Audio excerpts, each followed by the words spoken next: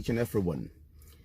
I heard about these stories in Gambia about people robbing people, people waiting for you when you enter the bank, and they will try to follow you and, cause you harm. And I believed it. I believe in these things, but I didn't know how serious it is. I'm a victim right now with a case that is at the SeneGambia police station. Yesterday, I was at the GT Bank opposite SeneGambia police station withdrawing money. So I went inside and withdrew money. When I came out, there was a guy making a phone call. I immediately felt suspicious because he was looking in my direction.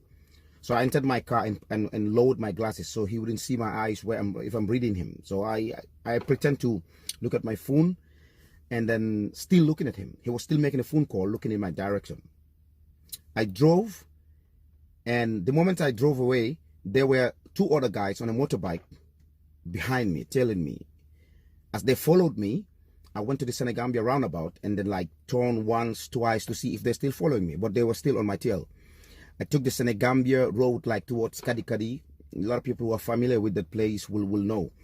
As I drove away, I drove about 200 meters, and these people were still on me as I was reading them on my rear view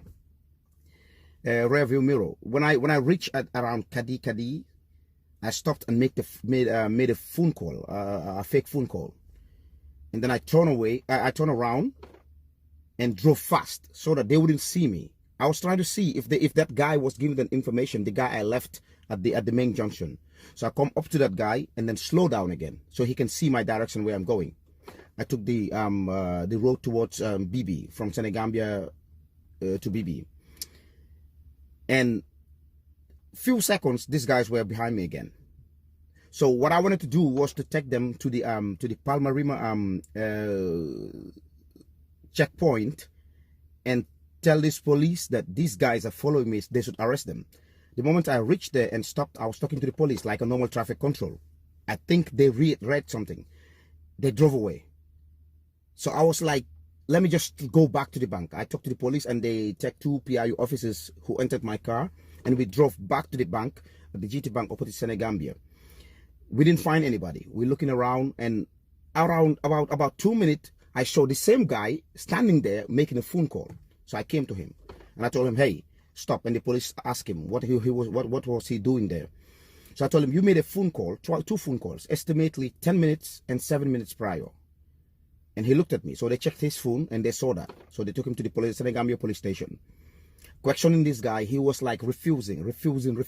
So I talked to him. I said, hey, look, this is more serious than you know. These people will open your phone because you have no business at the bank and you're not documented even in the country. He's a Nigerian guy.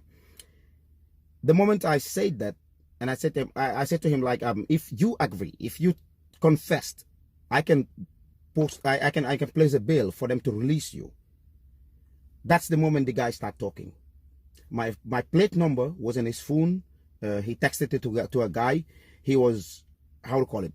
He was the guy who was communicating with a gang leader named Don and another guy called If. So the police interrogated him, and he confessed to everything.